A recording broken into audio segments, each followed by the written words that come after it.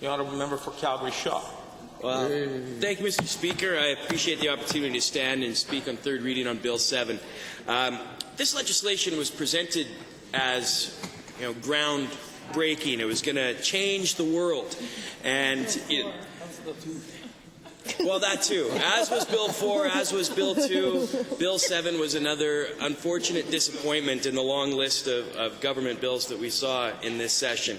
From the start, we saw deficiencies in it. Although 90 of 101 recommendations from the Chief Electoral Officer were included in this bill, there were a number of recommendations that were not, and it's very unfortunate that the Justice Minister decided to leave out the recommendation for fixed election dates. I think that could have really leveled the playing field for all parties when we move into election season in this province, and taken away the unfair advantage that the governing party has by knowing exactly when that date is and being able to have their campaign readiness fully prepared and ready to go, and then opposition parties are just waiting for the drop of the writ. It is an advantage. It's unfortunate that you decided to keep it, but I guess it shouldn't really come as that much of a surprise.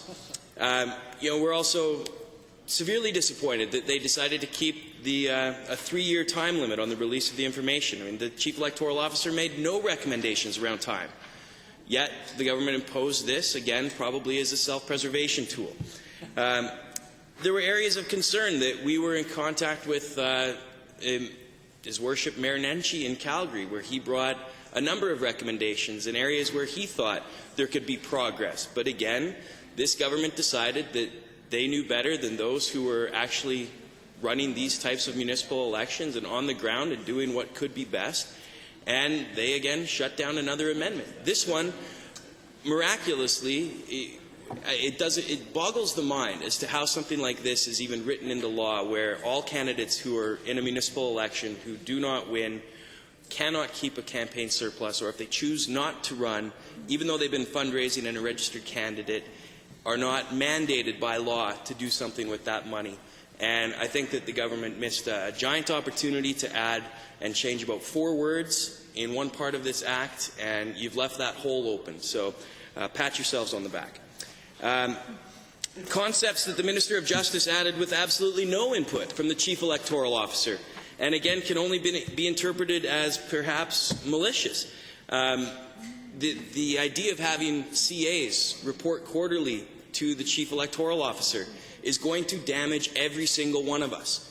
And the reality is, there's 2 reasons. Number one, our CAs are run by volunteers. We're now asking them every 3 months to file a disclosure statement with the Chief Electoral Officer. On the back end of that, we've now got a Chief Electoral Officer who, and I sit on the Committee of Legislative Offices, is going to come back to us and he's going to require more staff, more money, more pension, more benefits, all for what? For nothing. To have CAs come back and report quarterly. It doesn't make any sense. There's no logical justification. The government can stand up and say that it's all about disclosure and we're the party that's been asking for disclosure, but at the end of the day, it's burdensome, it's onerous red tape for volunteers, and it adds needless expense for the Chief Electoral Officer. That being said, there were some positives in this bill, and I do want to give credit where credit is due.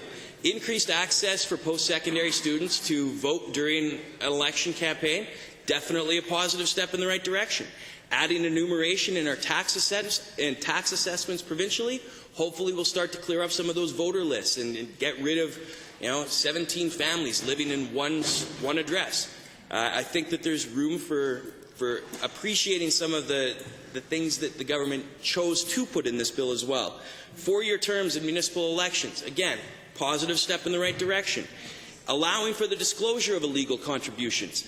It was something the Chief Electoral Officer asked for. It's something that was put in the bill. Yes, we were upset with the time frame that was imposed, but again, step in the right direction.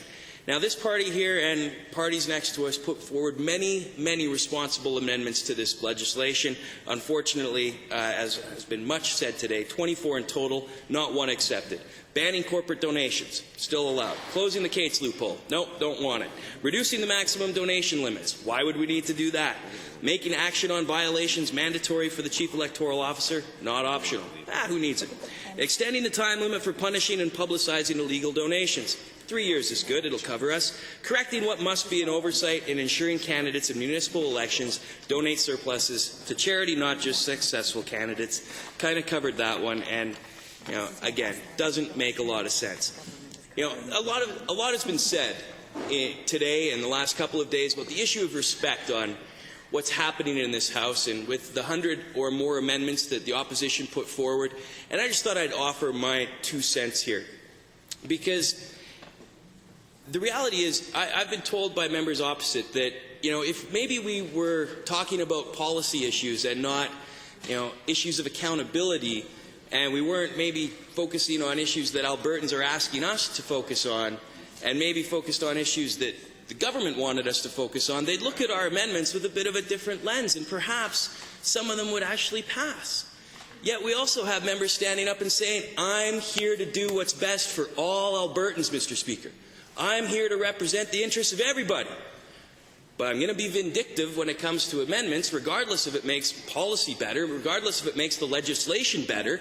I'm not going to do it because the opposition is mean.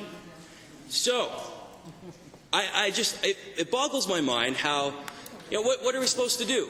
We stand up and ask the same puffball questions that some of your backbenchers, with the exception of Calgary Northwest, who seems to be able to knock them out of the park, is